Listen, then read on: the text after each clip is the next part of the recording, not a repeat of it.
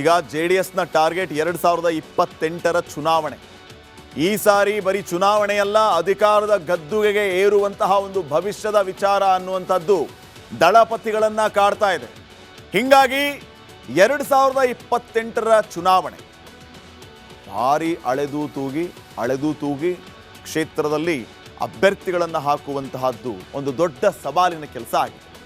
ಈಗ ಸದ್ಯಕ್ಕೆ ಮಾತುಕತೆ ಆಗಿರೋದು, ಚರ್ಚೆ ಆಗ್ತಾ ಇರೋದು ನಿಖಿಲ್ ಕುಮಾರಸ್ವಾಮಿ ಅವರನ್ನ ಈ ಸಾರಿಯೂ ಕೂಡ ಅದೃಷ್ಟ ಪರೀಕ್ಷೆಗೆ ಇಳಿಸೋದು.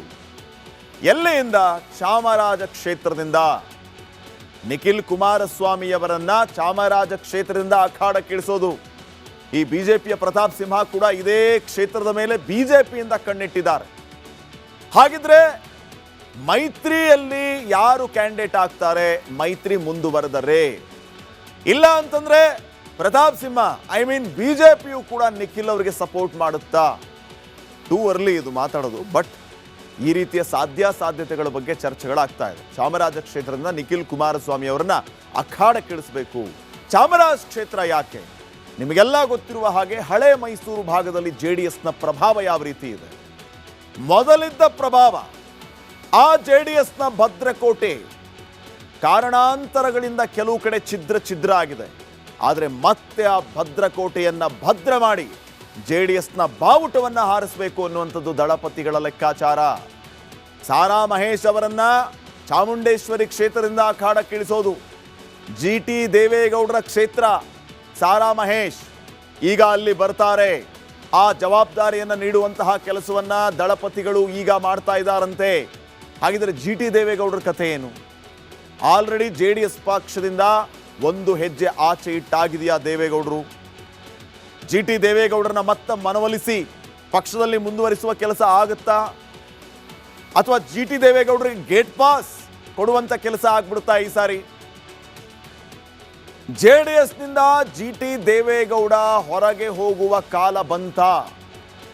ಈ ಕಳೆದ ಸಾರಿಯ ಚುನಾವಣೆಯ ಸಂದರ್ಭದಲ್ಲಿಯೂ ಕೂಡ ನಾನೊಂದು ತೀರ ನೀನೊಂದು ತೀರ ಆಗಿದ್ರು GT ದೇವೇಗೌಡರು ಆ್ಯಂಡ್ ಕುಮಾರಸ್ವಾಮಿ ದೇವೇಗೌಡರು ಎಲ್ಲರೂ ಕೂಡ. ಆದರೆ ಕೊನೆಯ ಹಂತದಲ್ಲಿ ಏನಾಯಿತು ಅಂತಂದ್ರೆ ಸ್ವತಃ ದೇವೇಗೌಡರು GT ದೇವೇಗೌಡರು ಮನೆಗೆ ಹೋದರು. ಆವಾಗ GT ದೇವೇಗೌಡರು ಕಣ್ಣೀರು ಹಾಕಿ ಹೇಳಿದರು, ಯಾವುದೇ ಕಾರಣಕ್ಕೂ ನಾನು JDS ಪಾರ್ಟಿಯಿಂದ ಆಚೆ ಹೋಗಲ್ಲ, ದೇವೇಗೌಡರ ಮಾತು ಕೇಳ್ಕೊಂಡು ಇರ್ತೀನಿ ಅಂತ. ಈಗ ಮತ್ತೆ ಅದೇ ಚರ್ಚೆ ಬರ್ತಾ ಇದೆ.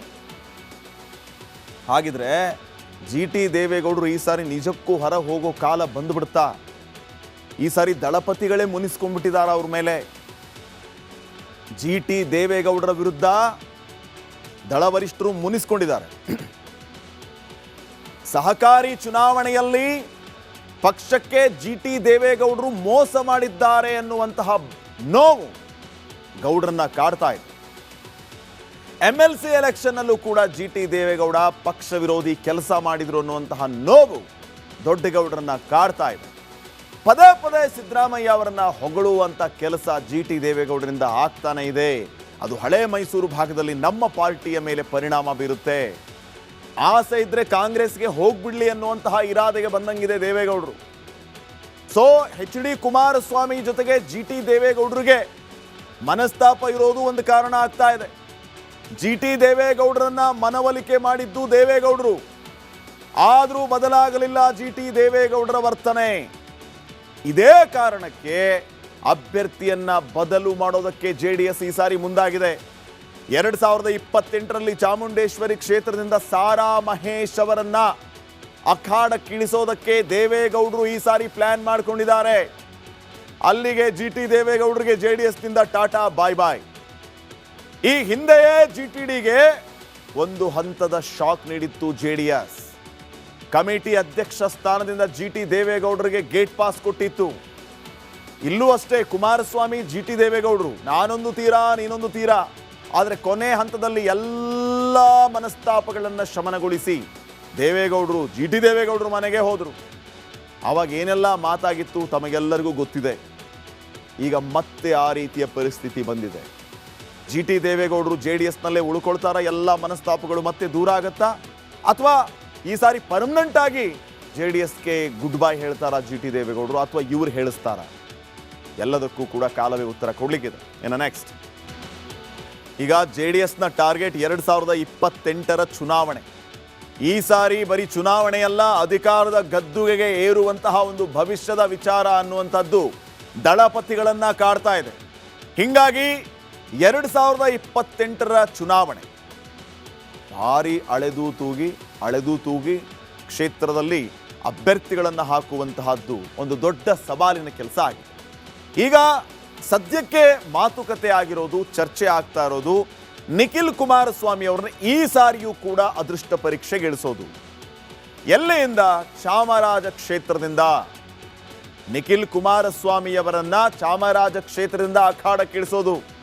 ಈ ಬಿಜೆಪಿಯ ಪ್ರತಾಪ್ ಸಿಂಹ ಕೂಡ ಇದೇ ಕ್ಷೇತ್ರದ ಮೇಲೆ ಬಿಜೆಪಿಯಿಂದ ಕಣ್ಣಿಟ್ಟಿದ್ದಾರೆ. ಹಾಗಿದ್ರೆ ಮೈತ್ರಿಯಲ್ಲಿ ಯಾರು ಕ್ಯಾಂಡಿಡೇಟ್ ಆಗ್ತಾರೆ? ಮೈತ್ರಿ ಮುಂದುವರೆದರೆ, ಇಲ್ಲ ಅಂತಂದ್ರೆ ಪ್ರತಾಪ್ ಸಿಂಹ ಬಿಜೆಪಿಯು ಕೂಡ ನಿಖಿಲ್ ಅವರಿಗೆ ಸಪೋರ್ಟ್ ಮಾಡುತ್ತಾ? ಟೂ ಅರ್ಲಿ ಇದು ಮಾತಾಡೋದು, ಬಟ್ ಈ ರೀತಿಯ ಸಾಧ್ಯತೆಗಳ ಬಗ್ಗೆ ಚರ್ಚೆಗಳಾಗ್ತಾ ಇದೆ. ಚಾಮರಾಜ ಕ್ಷೇತ್ರದಿಂದ ನಿಖಿಲ್ ಕುಮಾರಸ್ವಾಮಿ ಅವರನ್ನ ಅಖಾಡಕ್ಕಿಳಿಸಬೇಕು. ಚಾಮರಾಜ ಕ್ಷೇತ್ರ ಯಾಕೆ? ನಿಮಗೆಲ್ಲ ಗೊತ್ತಿರುವ ಹಾಗೆ ಹಳೆ ಮೈಸೂರು ಭಾಗದಲ್ಲಿ JDSನ ಪ್ರಭಾವ ಯಾವ ರೀತಿ ಇದೆ? ಮೊದಲಿದ್ದ ಪ್ರಭಾವ, ಆ JDSನ ಭದ್ರಕೋಟೆ ಕಾರಣಾಂತರಗಳಿಂದ ಕೆಲವು ಕಡೆ ಛಿದ್ರ ಆಗಿದೆ. ಆದರೆ ಮತ್ತೆ ಆ ಭದ್ರಕೋಟೆಯನ್ನ ಭದ್ರ ಮಾಡಿ JDSನ ಬಾವುಟವನ್ನ ಹಾರಿಸಬೇಕು ಅನ್ನುವಂಥದ್ದು ದಳಪತಿಗಳ ಲೆಕ್ಕಾಚಾರ. ಸಾರಾ ಮಹೇಶ್ ಅವರನ್ನ ಚಾಮುಂಡೇಶ್ವರಿ ಕ್ಷೇತ್ರದಿಂದ ಅಖಾಡಕ್ಕಿಳಿಸೋದು. GT ದೇವೇಗೌಡರ ಕ್ಷೇತ್ರ ಸಾರಾ ಮಹೇಶ್ ಈಗ ಅಲ್ಲಿ ಬರ್ತಾರೆ. ಆ ಜವಾಬ್ದಾರಿಯನ್ನು ನೀಡುವಂತಹ ಕೆಲಸವನ್ನ ದಳಪತಿಗಳು ಈಗ ಮಾಡ್ತಾ ಇದ್ದಾರಂತೆ. ಹಾಗಿದ್ರೆ GT ದೇವೇಗೌಡರ ಕಥೆ ಏನು? ಆಲ್ರೆಡಿ JDS ಪಕ್ಷದಿಂದ ಒಂದು ಹೆಜ್ಜೆ ಆಚೆ ಇಟ್ಟಾಗಿದೆಯಾ ದೇವೇಗೌಡರು? GT ದೇವೇಗೌಡರನ್ನ ಮತ್ತೆ ಮನವೊಲಿಸಿ ಪಕ್ಷದಲ್ಲಿ ಮುಂದುವರಿಸುವ ಕೆಲಸ ಆಗುತ್ತಾ? ಅಥವಾ GT ದೇವೇಗೌಡರಿಗೆ ಗೇಟ್ ಪಾಸ್ ಕೊಡುವಂತ ಕೆಲಸ ಆಗ್ಬಿಡುತ್ತಾ ಈ ಸಾರಿ? JDSನಿಂದ GT ದೇವೇಗೌಡ ಹೊರಗೆ ಹೋಗುವ ಕಾಲ ಬಂತ. ಈ ಕಳೆದ ಸಾರಿಯ ಚುನಾವಣೆಯ ಸಂದರ್ಭದಲ್ಲಿಯೂ ಕೂಡ ನಾನೊಂದು ತೀರ ನೀನೊಂದು ತೀರ ಆಗಿದ್ರು GT ದೇವೇಗೌಡರು ಆ್ಯಂಡ್ ಕುಮಾರಸ್ವಾಮಿ ದೇವೇಗೌಡರು ಎಲ್ಲರೂ ಕೂಡ. ಆದರೆ ಕೊನೆಯ ಹಂತದಲ್ಲಿ ಏನಾಯಿತು ಅಂತಂದ್ರೆ ಸ್ವತಃ ದೇವೇಗೌಡರು GT ದೇವೇಗೌಡರು ಮನೆಗೆ ಹೋದರು. ಆವಾಗ GT ದೇವೇಗೌಡರು ಕಣ್ಣೀರು ಹಾಕಿ ಹೇಳಿದ್ರು, ಯಾವುದೇ ಕಾರಣಕ್ಕೂ ನಾನು JDS ಪಾರ್ಟಿಯಿಂದ ಆಚೆ ಹೋಗಲ್ಲ, ದೇವೇಗೌಡರ ಮಾತು ಕೇಳ್ಕೊಂಡು ಇರ್ತೀನಿ ಅಂತ. ಈಗ ಮತ್ತೆ ಅದೇ ಚರ್ಚೆ ಬರ್ತಾ ಇದೆ.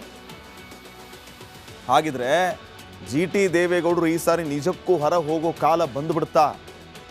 ಈ ಸಾರಿ ದಳಪತಿಗಳೇ ಮುನಿಸ್ಕೊಂಡ್ಬಿಟ್ಟಿದಾರ ಅವ್ರ ಮೇಲೆ.